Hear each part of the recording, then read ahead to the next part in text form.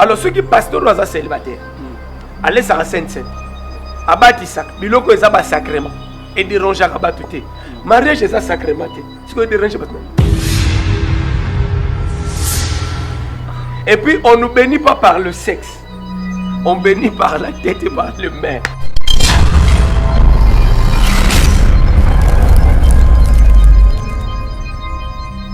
Kabina Bouchouaka, Bichoté, Jalou Bouchamboué. Star Music.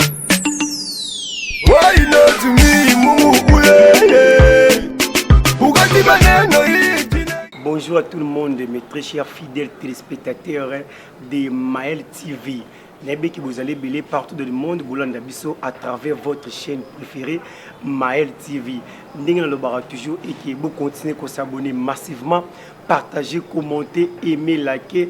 On a vraiment des préoccupations de Bosso, Bo Panza Penza, émission Oyo, partout dans le monde, vous allez s'abonner massivement dans la Maël Télévision. Alors, c'est bel et bien moi, votre humble serviteur, les caméléons de la presse congolaise, FB Choco Cloche Kano. Ils ont mis sur le babi. Ah, mais je te vois comme Gloire. Oui, Gloire c'est mon prénom. Mais Choco Cloche Kano, c'est juste un surnom. Moi, ils ont reconnu et ils ont écrit au bord de vos écrans. Donc, commentez nos émissions, partagez, aimez, likez, notre Koloba. Et ça, la biso bien makasi. Dans le cadre toujours émission de Bino Boulingara Mingi, au Botal Rapenza de tous les temps, Couloir des Stars, Yangwe Bandi.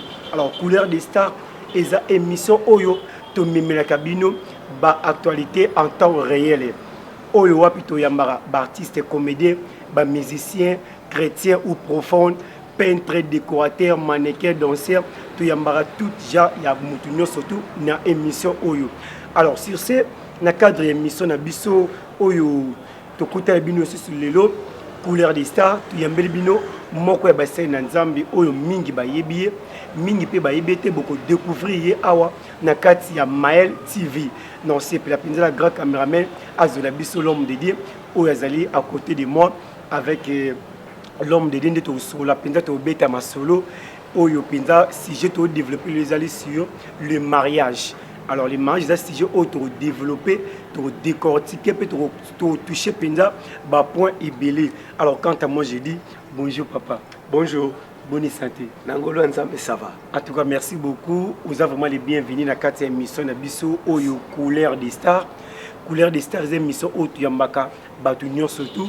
Dans cette chaîne de Bisso où tu bien la combo ya Maël TV. Papa, tu me bête à pénaliser solo, mais tu es le combo. Combo nanga pasteur Patrick Ndouité. Pasteur Patrick Ndouité, oza pasteur ozo kamba ko. Nazo kamba église combo nango ensemble chrétienne Yahweh Shama. Izomi wapi? Izomi na balabala Madimba na commune ya Bumbu. Na commune ya Bumbu, je suis visionnaire église à vous. Ngane nazo kamba, pasteur responsable. Merci beaucoup, je pense que vous comprenez papa, azali visionnaire ya église munene o azali ko kamba.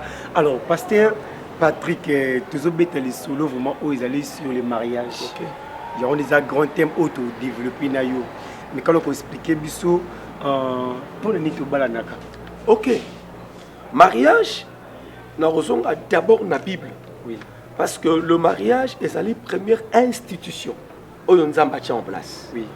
Genèse au chapitre 2 verset 18. Et puis si biso réponse na likamboya ya libala. Et l'Éternel Dieu dit, il n'est pas bon que l'homme soit seul. Je lui ferai une aide semblable à lui.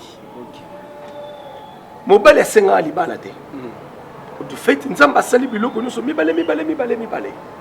Et lorsque abemi yango liboso ya Adam pia ba kombo moko ekataka ezate. Mais sauf que l'homme a constaté koto nyoso baza deux nga Nazangamo. Adam vivait dans la solitude. Naboula Nzamba le bon, il faut répondre à nos besoins. Et Dieu a l'alicié pongi, a robimi selaye, être mon quoi semblable naïe.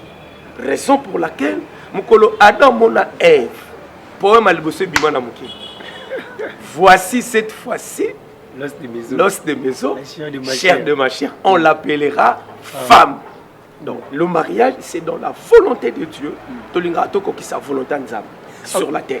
Alors, pasteur Patrick, une question comme vous ma parole à l'époque, na âge de 11 ans, 12 ans, 13 ans, 14 ans. Mais la génération de biso oyo, topé na temps oyo, ceux qui m'ont mobile à âge de 25 ou 24 ans, azo vivre na une petite fille à 15 ans ou 14 ans, malamor l'été ko kangai au mineur.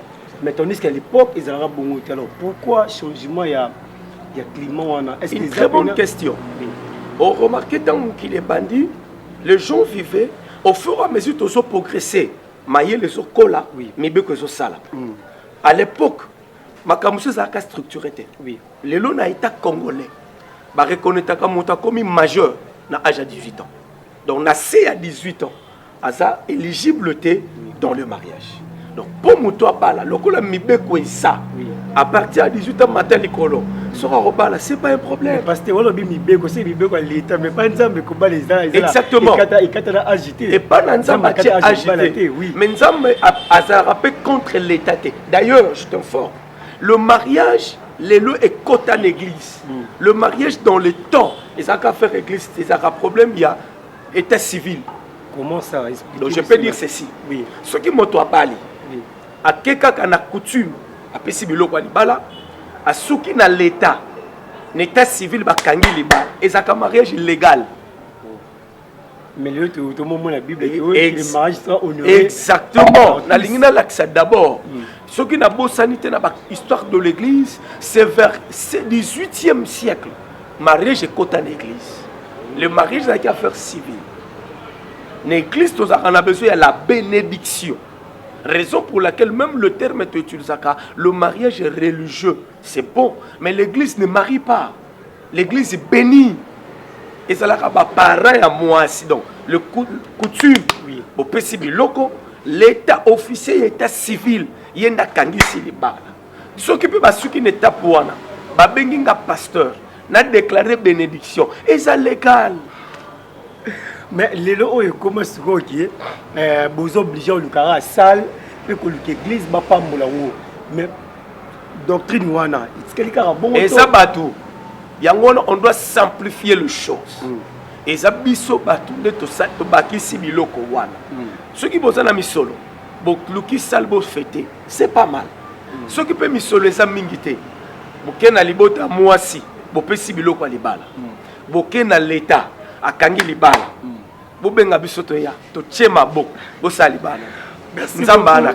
merci beaucoup Balandino Sotia Maël TV. Je pense que vous allez comprendre si je toujours le sur les mariages tout abon l'homme de Dieu papa Nabiso Patrick n'est tombé tellement sur les mariages.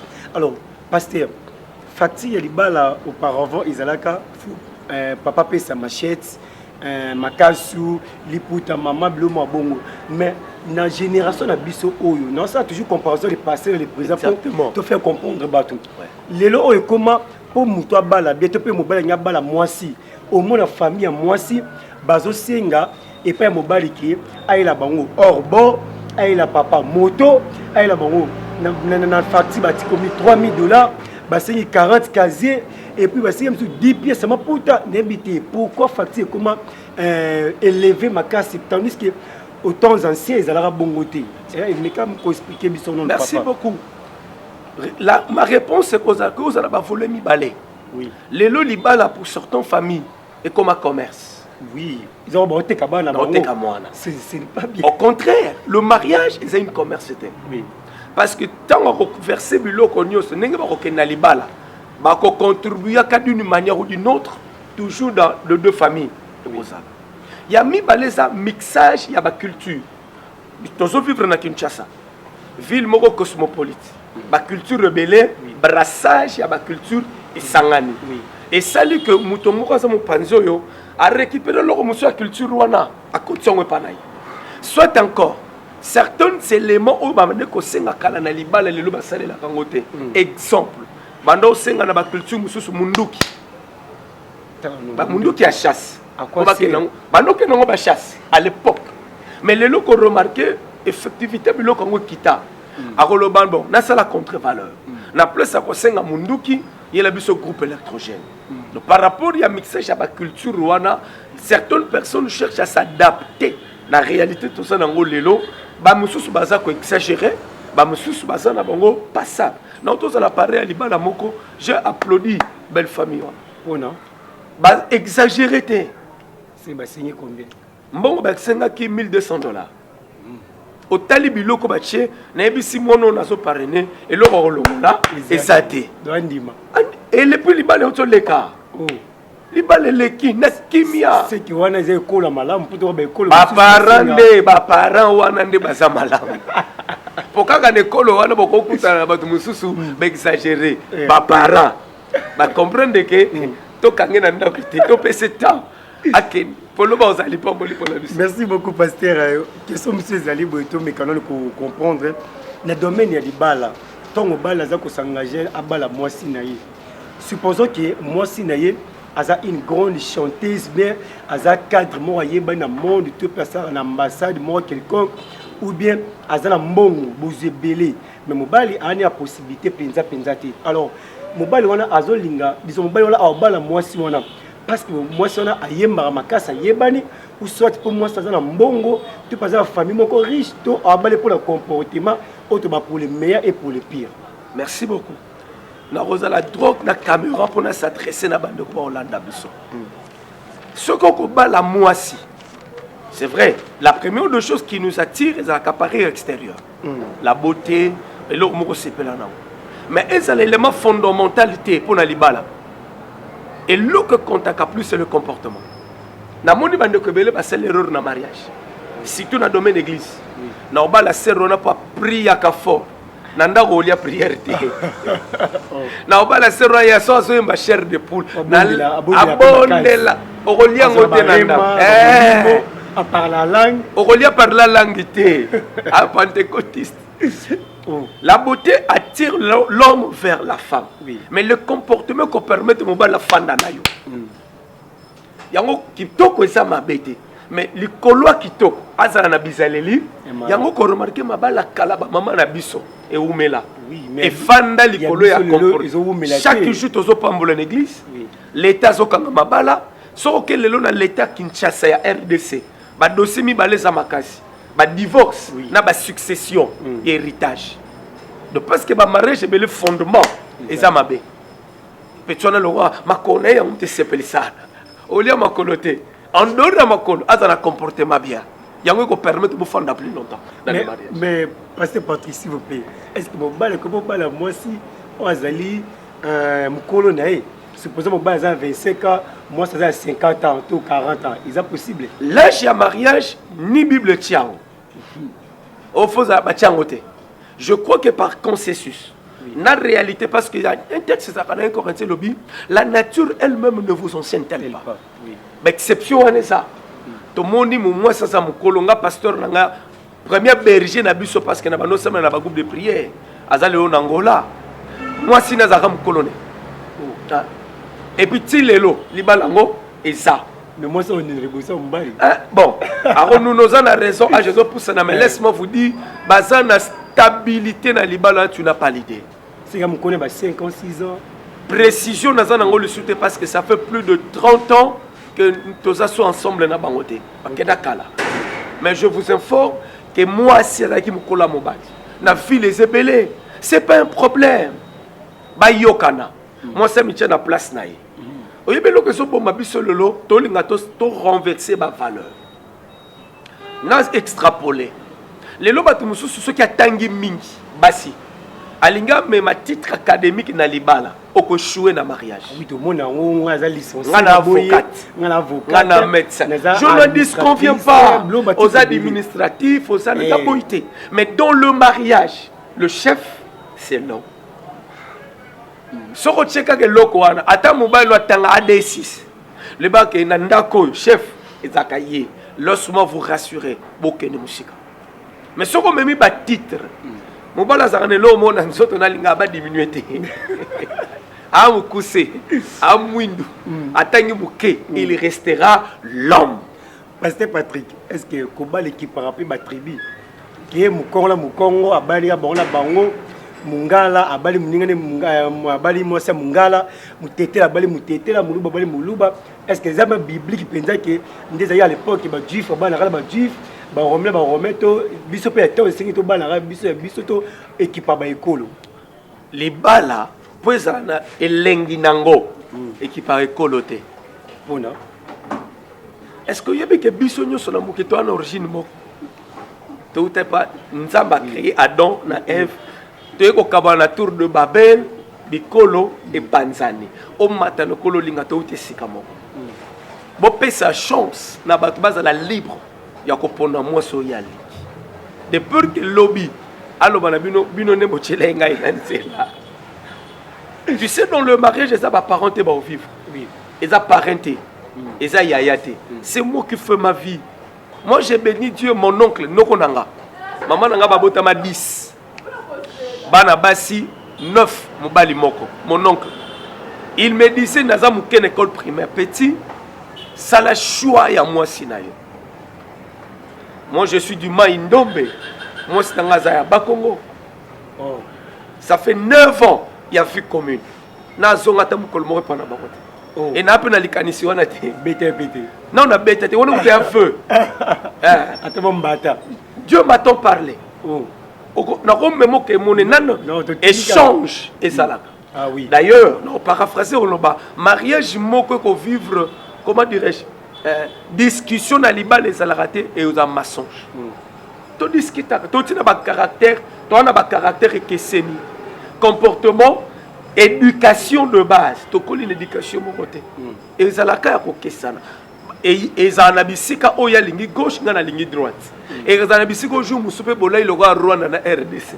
Ya tali Rwanda tali RDC. Mais cela ne veut pas dire que tu continues nango, to bongisa. Nous continuons.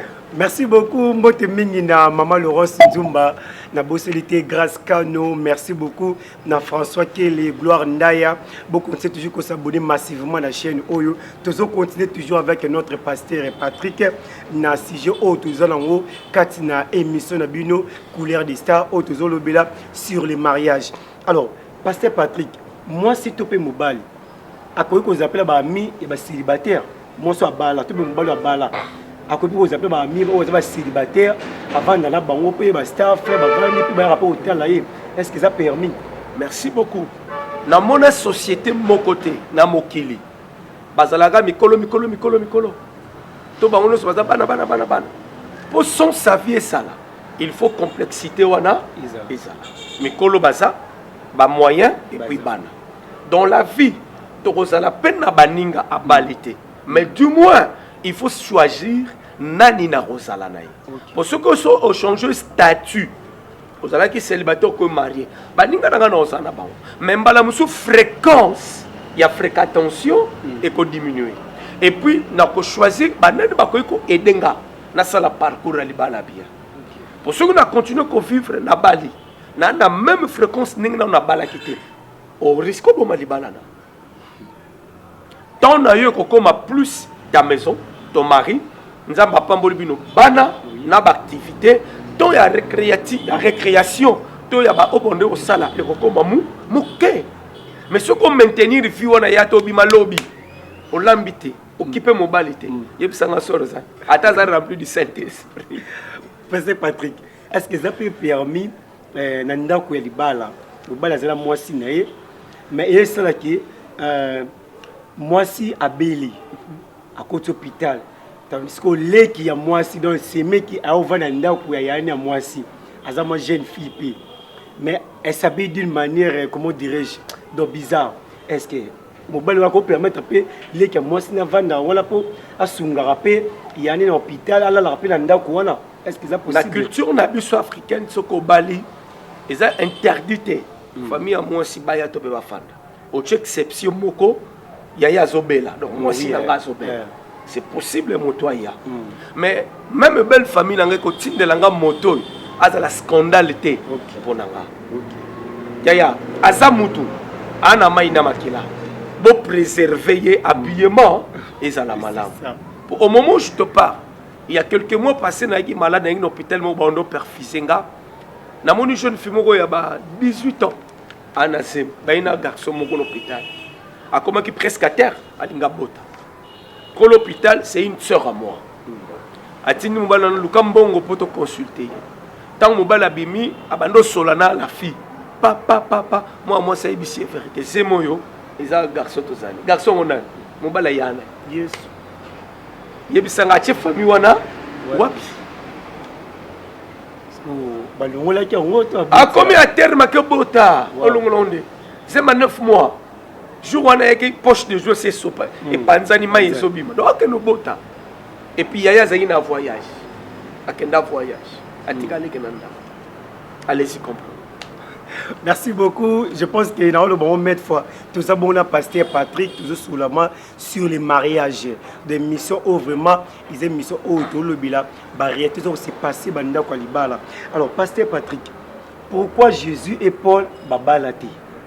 Merci beaucoup. Jésus a eu assez de miracles belé yoto a qui sous plus loin que ce que vous avez connu malheureusement ngai bon ça ba miracle ko les carottes nga boli ba montagne haute toi pe mi boka la place monsieur se déplacer. Paul peut a servi ba miracle belé mais a koufi a balata botité. Alors pourquoi réalité bon? Merci beaucoup. Le mariage, c'est Dieu qui l'a institué. D'abord na banana Jésus. Mais soyez ceux qui a botate, il y a bala pété. Mission à Jésus, c'est sauver. Exactement.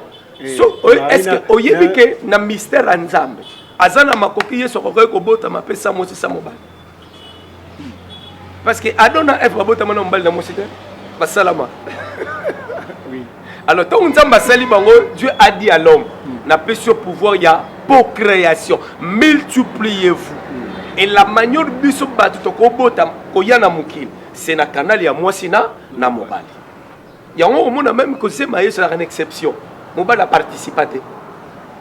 Mais une chose étonnante de ce côté-là, Marie était vierge. Exactement. Mais comment elle a conçu directement un miracle, on ne peut pas l'expliquer. Ce qui n'a pas dû expliquer miracle, c'est la maraboui. Et comme scientifique. Bon, c'est côté de Kanginol. On va continuer. D'accord. La classe Barolexion X carré plus IDZB, c'est tellement scientifique. Je donne un exemple. Moutao Bela, ba PC ba produit pharmaceutique à Bikité. L'assemblée au nom de Jésus Moutabiki. Non, plus explication. C'est par la foi. Oui. Et comme ça n'a raté, Dieu s'appelle le Tout-Puissant. Il est capable de tout. À permettre de Marie à concevoir pas l'accès à Moukilika Koka. Sans participation Mobali à Botamé. Mission à Jésus, c'était pas le mariage. C'était. Mais il vivait avec des prostituées. Bon, il vivait dans son sénile. Hein? Génération, prostitution, c'est la vieille que l'humanité est là. C'est la société. D'ailleurs, moi, mais Jésus a balaté. Imagine-toi, Jésus a balaté à tes familles lélo. Et puis, il y a une divinisation. Et quand on a adoré, pour tracer ça, je fasse une seule mission et mission. Tout est accompli dans Golgotha après la résurrection. Il s'est en allé. À quel âge? Bon, merci. Mais côté là, je pense que Balandinos et Mel TV va comprendre. Alors, par rapport à Paul, il n'y a pas là, une autre loi, Bissot. Exactement. Paul a le bango clair. Oui. Ceux qui ont coca loco là, il s'est consacré. C'est-à-dire, babalité. Baseleli nzambe baomona nzambe bao babali basungo lokola nga babali aseleli nzambe na bosolo akomona nzambe. Donc ce n'est qu'une réalité terrestre parce que na lola libala ezalate. Ba pharisiens mo ba poser Jésus question. J'avais un frère à Balaki, le frère est décédé. La culture n'a pas zalaki le jeune frère à Moisi. Le frère est décédé encore. L'autre frère, ils étaient au nombre de 7. Et tout le 7 basala mobali il y a même un moisi. Il se fait que Bakoufi Bangonios. Alors dans l'au-delà, à cause de la moisi, il y a Nani. Il y a sa bonne réponse. Dans l'au-delà, nous serons comme des anges. Dans le Liban, les affaires terrestres. Et ce qu'il a. Alors, pourquoi Roi Salomon a gagné 1000? Merci. 1000 femmes. Et comment a gérer Bangonios? Il y a gérer 1000 femmes. Pour la bonne belle renommée, comment? Bien-aimé dans le Seigneur, la richesse enivre. En français, balobaka richesse et languisaka. Gloire et languisaka. Le kumu et languisaka. Bible les autres témoigné depuis mukile bandati lelo. Ils ont un roi mokoté. Azala na richesse lokola Salomon et puis sagesse. Ba reine, ba roi, ba longwa, ba mboka pour ba komona sagesse. Donc gloire est là tellement makasi. Or dans la vie, ce qu'on maîtriser yangote au quoi une erreur Salomon. 300 femmes et puis 700 concubines. Et laisse-moi vous dire, basi musu sous Salomon tigala au monde bakote. Accoucher pena ba. Mais comment? Si ya yagera tio litoi. Ba condition na ra yebisangai. Na ra 1000. Donc la réalité lelo. L'année a 365 jours ou 366. Boza 1000. Ce qui chaque jour il faut là pas moi si mon tourner ça après combien d'années? Donc richesse c'est ça ma bête. Yango comme on en a fait, il y a livre à proverbe à Zoloba. Nous avons copié mais l'anga bomengote. Copé ça n'ango pe les kanaté parce qu'à comprenez que et belé dans ce qui maîtrise ça té.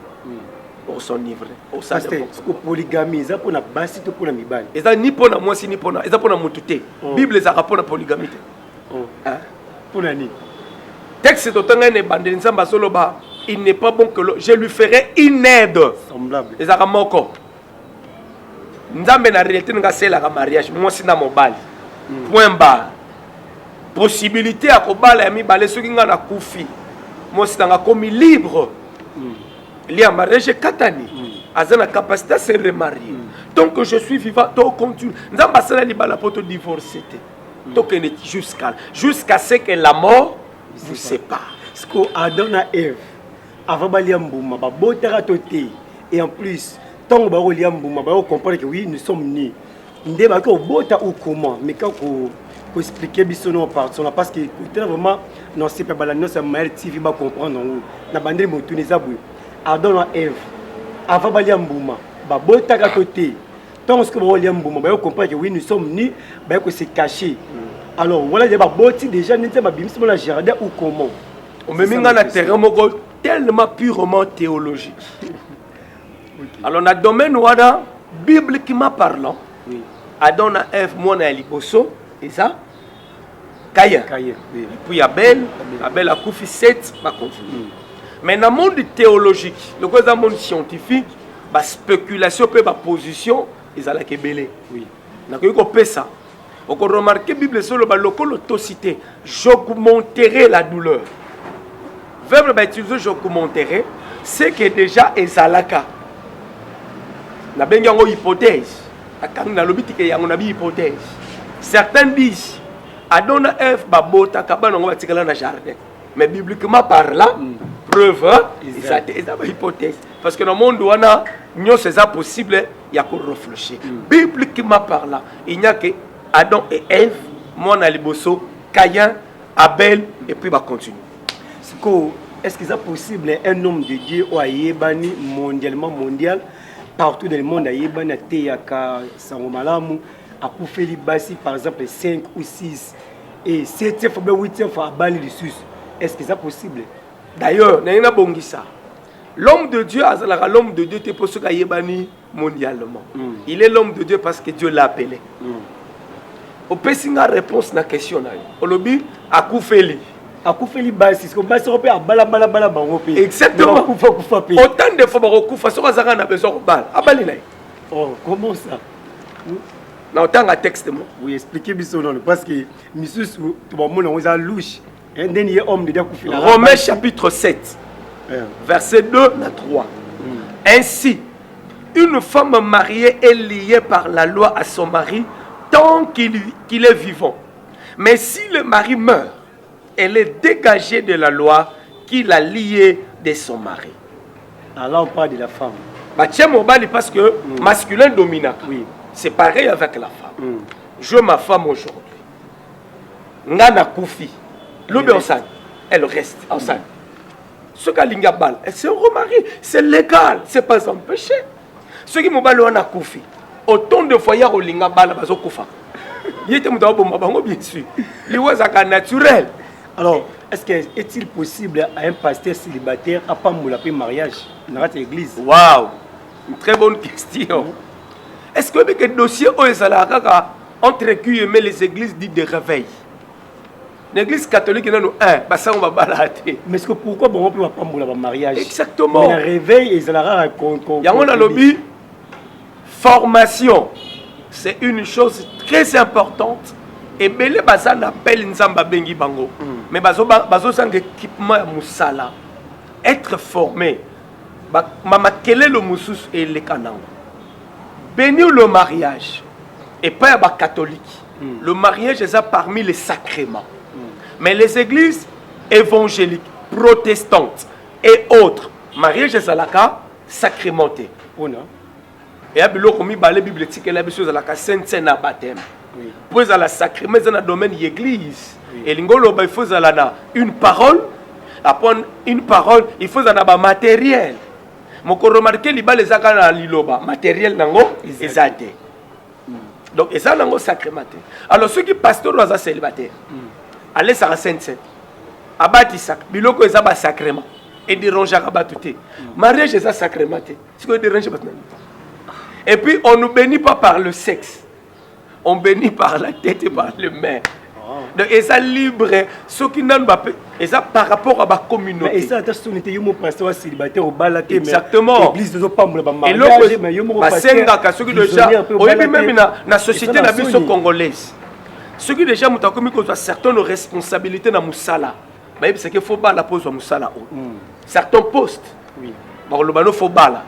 Donc à un certain niveau, je demanderai aux hommes de Dieu, ici, à assumer ma responsabilité minime. Nous par l'amour de Dieu, pour vivre stabilité. Tant que pour vivre la stabilité, je souhaiterais que à moins que vous ayez quelque chose venant du Seigneur. Et que vous allez en particulier pour nous que certaines choses, je n'impose pas, je propose. Voilà ma réponse. Alors, Pasteur Patrick, est-ce que Nakati est Tonga visionnaire à Kobi aux Alapé moi si? Donc, maman, j'irai pas église à mon néné, visionnaire à obtenir ma beaucoup imposé, ma beaucoup paix, à ensemble, il pour la bataille de délivrance, mais salama, est-ce possible? Question nayo oyo, c'est une question. L'église, il y a un débat sur débat. Pour te dire la question, il y a là, tu as un domaine pour diriger. Mais on ne dirige pas une église avec le sexe, on le dirige avec la tête. Mais puis le but de l'Assemblée des siècles, les femmes se taisent. C'est quoi? C'est ça, non? Tout ça, les missions mobimba sur question que la femme se taise. Non, il y a la Bible. On est en français. Laisse-moi déjà extrapoler. Bible, comment la français? Bible, comment la minoromi balé? Ancien Testament, comment la grec? Nouveau Testament, comment? Ancien Testament, comment la hébreu, s'il vous plaît? Ancien Testament, comment la hébreu? Nouveau Testament, et comment mi la grec? Le mot anabacha. Et puis, ce contexte, il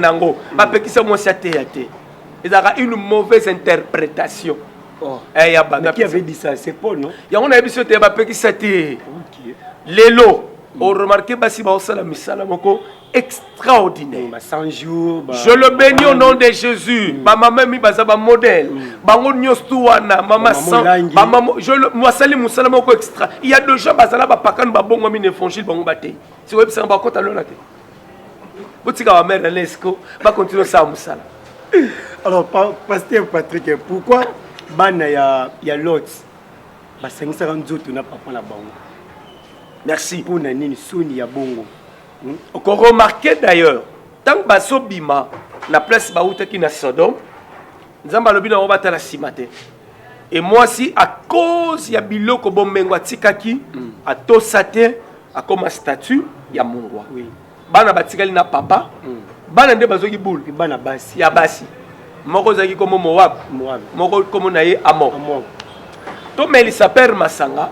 To coucher naïe donc bah yéba question bah yébi papa na état normal a olingate a yéba que ça inceste la salle quiti ba bimine azuise ba zelipe musu ba sali on remarquer peuple on est un peuple maudit et puis grâce à nami balé bazala binemi juré à Israël balinga ka Israël était pour race na bango origine na bango et ça m'a bé je n'encouragerai jamais de vivre en inceste Bible ça contre. Bible ça pour raconter. Mais les lois ont permis l'église de Bible pambola au mona mutuna niama moi sina niama mobali na niama au mona msisu kotoyo papa abi maman na moi si maman mukola bi maman na mobali ya 22 ans au mona yana lekina moi si ya moi si na lekina mobali ekomi donc permis ba pambola pe mi bali basi alors où allons-nous ce côté livre Lévitique au mona ba détail millimétré. Dieu interdit. On ne couchera pas avec une mort. L'homme ne peut pas coucher. Il y a bisomi balé. C'est ça. Il y a phase. C'est ça. N'est exaté. Moi, je cours longue pela. Bible bengi en dépravation de mœurs. Et laisse-moi vous dire, en vivant ces choses, et c'est que Jésus avait prédit Mukini et Okene Nasuka. Parce que dans Nzambe et les kate. Le coup la bateau ba comme ça ce qui est contraire à la parole de Dieu. Malembe donc nasuka. Parce que nous avons un homme de Dieu. Nous va pas me laisser comme bala boy mi ben même bali. Moi c'est moi est-ce que nous pas dit maman a créé en côté parce que Dieu le mariage que Dieu a créé un homme et une femme. Point barre. L'homme c'est l'homme au cœur on nzamba binga na Bible. Chose étonnante habillement na moi ça musali naie. Mais tandis qu'il avait beaucoup de femmes. Alors, qu'est-ce qui a fait que Abimana Moisi a Moussene, tandis que Azaïli Kola Ndaku a Monia Sokola, a Tindi Bagarde Babengaye, Pay, a Bomisa sous Moisi et moi et Mobali Nani, il y a Moisi Wana. Pourquoi David est Salara Bongo? Et quand l'on est pour ça qu'à Lingana nous fit Wana en de Sokola. Merci beaucoup. D'ailleurs, on peut remarquer dans la pensée de Dieu, nous avons besoin d'Israël. Basa na roi. Dieu voulait déjà roi non? Non, Nazoya. David a roi mi balé. Roi liboso da sai. Avant même pas pour na roi, Dieu ne voulait pas. Oui. Nzambe posane sala ki bazala na représentant nganga nzambe sacrificateur. Oui. Yemoko sala le roi Odokamba Israël. Israël a lula roi parce que à monaki ba pays environnant ça tout autour naie. Lokola bazana roi Yépé a sollicité roi. Et Dieu leur a dit, est-ce que vous avez droit au roi comme ça dans le Konabino? Obligatoirement. Le Seigneur connaissant, à omniscient, connaissant toutes choses, Dieu ne foule pas. Dans la même pour passer la sélection Sayoul. Avant c'est la Samuel. Dans la vie, quand la tête que les kate pour écouter un ami ce qui va péquer si un ami yebisanga que tika et les cas important ba yo kate ko linga ka pete nzamba permet tout ça la volonté na yo alors bien Samuel eza yo tende bazoboya ezanga tika ba Saoul aye ba monaki ya bango Saoul a quête David aye et lokola sa roi boza ba sujet na royaume na ye à la capacité de le c'est comme ça.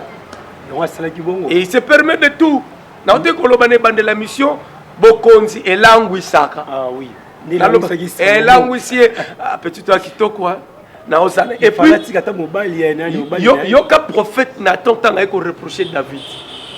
Politiquement, roi Roumela, Zaki Namboka Moko, Tata Moko Zaki Nambongo Ebele, Nabania Mebele, a Tchango moi figure de style, Ayambi Bapaya. Au lieu de ba nyama na bergerie na ye tata musu so pembe na saleka na nyama moko akeboto la ka wana roi telema lobi mutone fo ba bomai en fait Samuel sagesse au saranate nata ebise me mutongo za yo roi afanati soka koma psaume chapitre 51 za nzembo ezaka prière à so sala nzembo so yemba pour se repentir parce qu'il a comprendre que na sala ki mabe il a péché. Il s'est repenti après. Okay.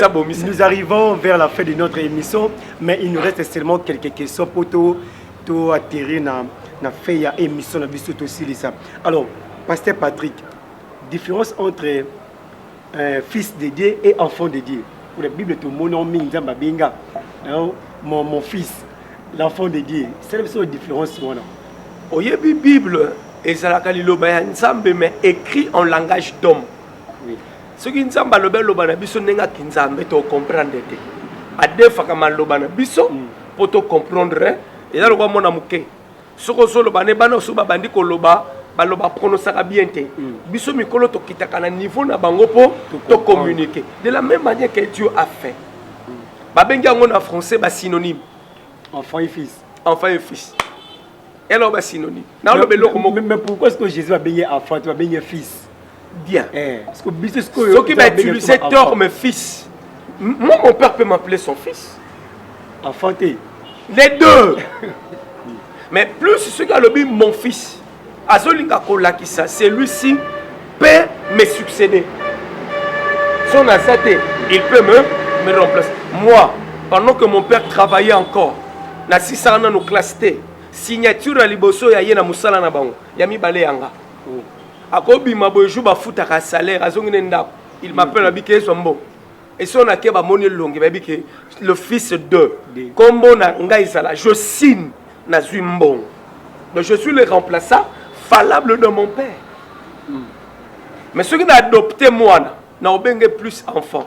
Parce que je peux là. Mais les deux, ça peut passer aussi. Alors, la différence c'est entre religion et doctrine. Pour un éclaircissement. La religion, musulman, ou bien la doctrine musulmane, ou religion musulmane, ou religion qui mangue, c'est doctrine bouée. Donc, c'est la différence, il y a doctrine et religion. D'ailleurs, musulman, et sa religion. Christianisme, religion. Bien que Batmusu Baboudaka, bouddhiste, ainsi de suite. Religion. Religion, na mukuse, donc na terme belé belete. Et sa moto, a ce sala effort à l'ukanzambe, à qu'un de vertu, la religion. Mais lorsqu'on parle de la doctrine, c'est l'enseignement ou les enseignements qui fait la force de cette religion. C'est ça la différence. Alors, tu qui nous point à la théologie, pose la dernière question, pourquoi Moutou sur la botte, il faut apprendre la théologie pour comment le pasteur, même si tu ngai dans une vocation nzambe dans lequel la théologie na quoi peut théa comme modéré comme ça interprétation de bien pasteur. Alors c'est la différence on a na théologie ils ont la formation to théologie ils ont rapport ba l'action de thème de bossa ba tu ndenge olata veste tu ndenge ni. Une très bonne question. Mais et tu ngabilo biloko mibale. Théologie et puis vocation. Okay. Non ba na vocation. Le mot vocation c'est en français. Mais en français, c'est la langue gréco-latine. Moi, je suis en grec et je suis en latin. Alors, le mot vocation, dans latin, c'est vocation, qui veut dire appeler, appeler par la voix. Alors, appel, nous avons la kango pa ya moto ya lingi, ndenge ya lingi, bisiko ye a. Dans ce exemple, la Bible va s'appeler. Nous avons Moïse dans le désert, à Olesabaniam. Matiti moko zo pe la moto zo zikate ayoka pena Moïse. Nzamba benga Abraham na Mésopotamie. Batimusu nzamba benga ba on a canal la moto. Nga na oleka landanga. Et ça plateforme appelle. Okay. Dieu quand il appelle, l'appel les alaka authentique, pas de problème. Ce que vous t'es pas na nzambe. Oko sala pe musala et mona na miso abato. Mais la théologie, mot théologie, c'est un mot composé, plus un mot grec. Il y a un mot théos, dans logie. Théos, en grec, il y a théos. Il y a Dieu. Logie, en grec, c'est logia, c'est-à-dire discours. Propos, étude. Si on a 500 000 discours sur Dieu. Propos sur Dieu. Science sur Dieu. Donc, moi, quelque chose la théologie, c'est ce qu'il y a un appel. Théologie peut se rappeler. Okoyi peut kotanga, moza pasteur te. Il faut appeler nano. Si ma bapé sur équipement de théologie. Formation pour équilibre au salle. Yesu ebisi ba disciples suivez-moi. Je vous ferai. Attisez baton mi balé. Suivez la temps présent. Je vous ferai na futur. Ils ont passé 3 ans. 3 ans on est à Katikati à côté si bango équipement. On remarque quand on a l'évangile, n'allez pas en dehors de la maison perdue d'Israël. Mais après la résurrection, avec Sabongo, allez, faites de tout le monde mes disciples. C'est que formation c'est une et c'est elle alboken. Mais pourquoi il moi non mais bien je suis celui qui suis. On a qu'un abisso sur la likamus. En fait, tant que zolingolo ba je suis celui qui suis. Alinga zongi sa je suis moko za kana mukande exode. Tant on samba bimeli Moïse. Moïse a tenu kombo nonal. So na ebisi ba kombo nonal. Abi kombo nanga je suis. Oh. Alors yes a récupérant ebisa bango alinga ebisa mukili azala nzambe. Je suis. N'est-ce pas? Et ça je suis permanent. Merci beaucoup pasteur Patrice ayi mesi mingi oyambo na kati ya émission na biso oyo couleur des stars. Nebi ke mingi ya koloba penza ezali mais nous courons vers le temps. Je pense que prochaine émission tu peux développer sur ce makamususu pour l'autre le blague beaucoup plus sur le mariage. Je pense que vous comprendre biso de long et à large dengue l'homme dédié à l'obéli. Alors le temps pour moi il y a des annoncés émission. Je laisse le temps pour les pasteurs au Pesabiso numéro de téléphone pour les au bazola nous partout dans le monde au bas aussi pour là-bas contacter sur WhatsApp peut-être pour la prière ba suggestion ba requête sans bango au PC numéro de téléphone puis au PC programme il y a église puis au bande PC sur l'église est-ce que vous allez peut-être les bandits balanegi mi sauter au PC sur est-ce que l'église des ali pe sur pe compte Facebook les ali pour bato ba koko rejoindre yo au PC na ba dédicace sur pe zali wana mo le baiser pour nos pasteurs. Merci beaucoup. Combo église ensemble chrétienne Yaoshama. Izwami na balabala Madimba commune ya Bumbu numéro 65. Bato bazana commune ya Bumbu c'est entre ba direction Shaba na Gambela. Compte Facebook to pe so kozana besoin mona na Facebook to na WhatsApp. Na Facebook d'abord Patrick Nduite. Betiango au mona na kopima. Pour un numéro so kozana besoin de contacter biso plus 243 89 91 64 670. Na bandeli plus 243 89 91 64 670. Na pamboli bananza benyoso bakotala biso na pamboli moto nyoso akokoya na émission tika e pambola yo na ko dédicacer moko kaka moi sinanga maman Christelle Landou que j'aime beaucoup, mes enfants, toute la famille, que Dieu vous bénisse. Merci beaucoup. On appelle la Zongeli maman Christelle Landou, on appelle la personne Mbote maman. Moi si ya Moussel Nzambi, papa la biso Patrick, on appelle la personne Mbote. Bon, continuez toujours à s'abonner massivement sur Maël TV, partager, commenter et ça la penza bien makasi. Ba numéro Zawana est affiché au bord de vos écrans. Benga biso commenter, soza pour ça ba remarque, comme la biso na WhatsApp numéro Zana, oza pour ça tout ça le publicité numéro Zana, oza pour ça dédicace numéro Zana et que vous avez vraiment les bienvenus. Merci mingi na gloire ndaya na pesi aussi sous merci na bossel pété les grands caméramans papa la biso o bozo ko mona ke ce qui le o moninga betande ke na bino c'est grâce à lui Alain Modibani Mutoki.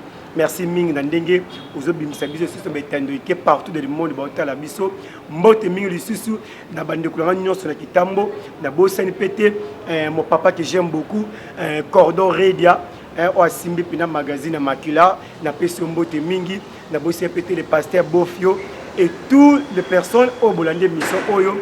Restez branchés et connectés. On se retrouve à la prochaine. Merci beaucoup. Bonne suite de programme. Bye.